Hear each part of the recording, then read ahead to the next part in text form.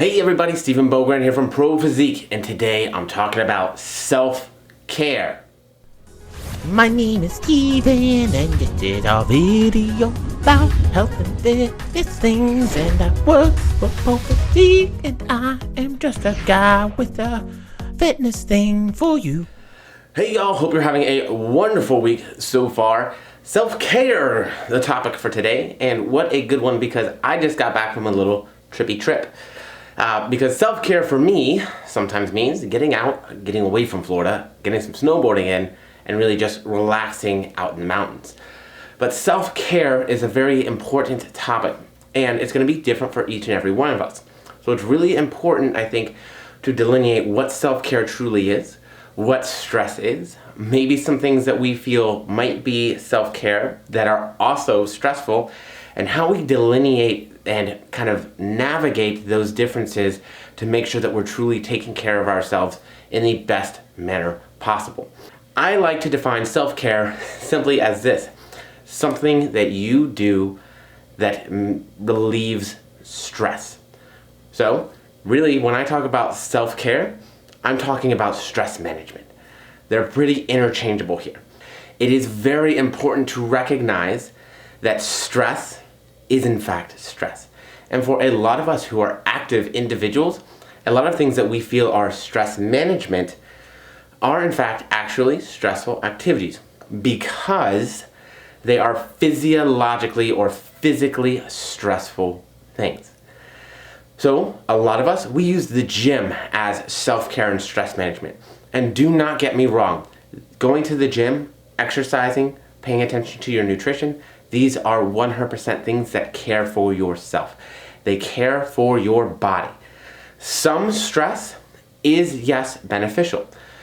We've seen that in the research, too little stress can absolutely be detrimental, just as too much stress can be detrimental. So what we want to be able to do is find that window of homeostasis, that homeostatic level of stress. Impressive wording, I know. And it's going to be different for everyone. But that level of stress where we're pushed to adapt, we're still doing all the things to grow as humans, but we're not overwhelmed so much to where we have these issues of chronic stress. Chronic stress seems to be the real difficult thing to deal with, and that's our real concern. These big life stressors that happen once in a while, that's normal. The chronic stressors now, whether that's relationships, whether that's jobs, etc., whatever it might be, those are the things that we see real health decrements along with. That's where we see that systemic inflammation start and a lot of really big issues from there.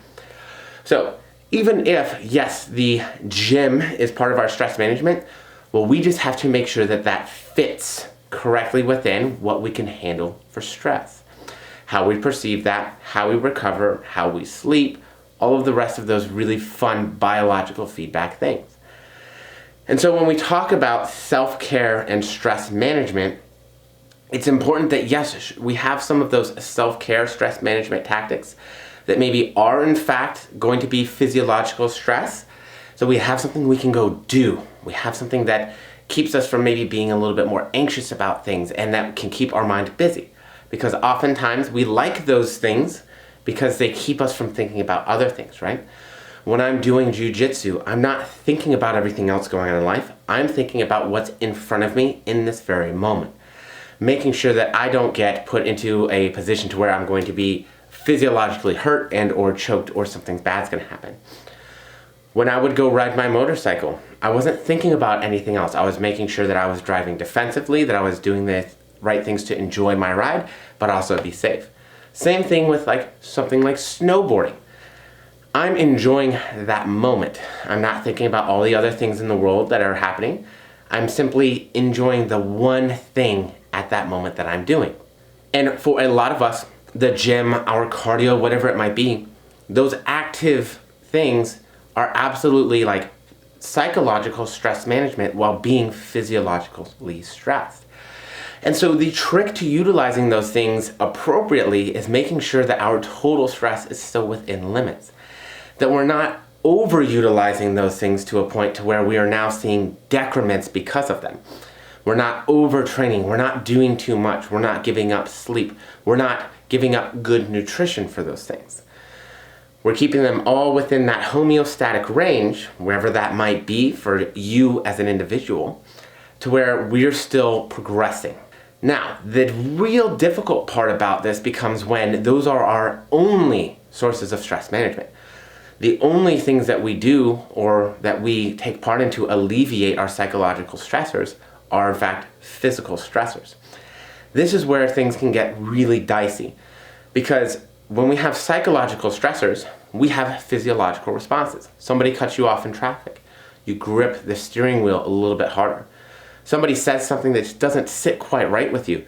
Your traps, your neck get a little bit tighter, right? You stand up a little bit straighter. Maybe, again, your forearms, your hands, they get a little bit tighter. We have these physiological responses.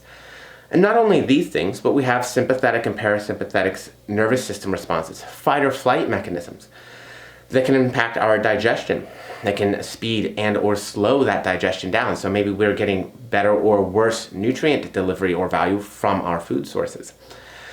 So making sure that we have things that are going to relax us and actually physically relax us as well becomes very, very important.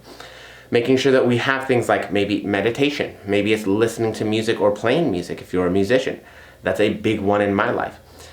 But things that are going to be less taxing on the body, but still give us that reprieve. It could be reframing, making sure that we're taking these stressful responses, these things that we perceive as stress, and reframing them into less threatening or less stressful kind of thought patterns and processes. There's a lot of different ways to approach this. It might be meditation. It might be what we call green exercise, cool, which yes, we say is exercise, but maybe it's a very light exercise. It's a hike. It's getting sunlight. It's seeing nature. Those kind of things that can also benefit us as stress management techniques. It could be something like progressive relaxation. Transcendental meditation, right? There's a lot of other options out there that make you feel relaxed and you feel taken care of. It could be a Epsom salt bath. It could be a massage. It could be something as like simple as a manicure or pedicure. And don't think your boy doesn't love a good pedicure, because when my feet feel good, I feel good. So there's a lot of different ways. It could be spending time with your animals, spending time with your loved ones. Whatever it is for you as an individual that helps you to deal with that stress. Because when we see that consistent stress, we see health issues. Now, that can build up over a long amount of time, and that normally is the case, but we all want to live a long amount of time, at least from what I'm told. So we want to make sure that we're doing the right things to really take that stress, that anxiety, and manage it. So your self-care is going to probably look a little bit different than somebody else's self-care. My self-care may not work for you, and that's okay, but finding those things, both active and passive, that help us with that stress management and how we address those things in life is very important, not only for your long-term health, yes, of course, but also for your results in the gym. Making sure that we're recovering from all of our strength training workouts, making sure that we're able to build that muscle, making sure that we're able to lose that body fat. So there's a lot of considerations there that are important for us. So today, what I really wanted to talk about is just that idea of self-care and stress management being kind of the same thing, and making sure that we're understanding and appreciating and practicing the difference between active, physiologically stressful methods of self-care, and of course more passive, less physiologically stressful methods of self-care to truly bring down that cortisol stress response and all the downstream things that that entails. So I hope this helps. Remember, yes, the gym is not therapy. The gym can be self-care, but it is still stressful on your body. So keep these things in mind. Find out where your happy place is, find your medium, and have a great rest of your week.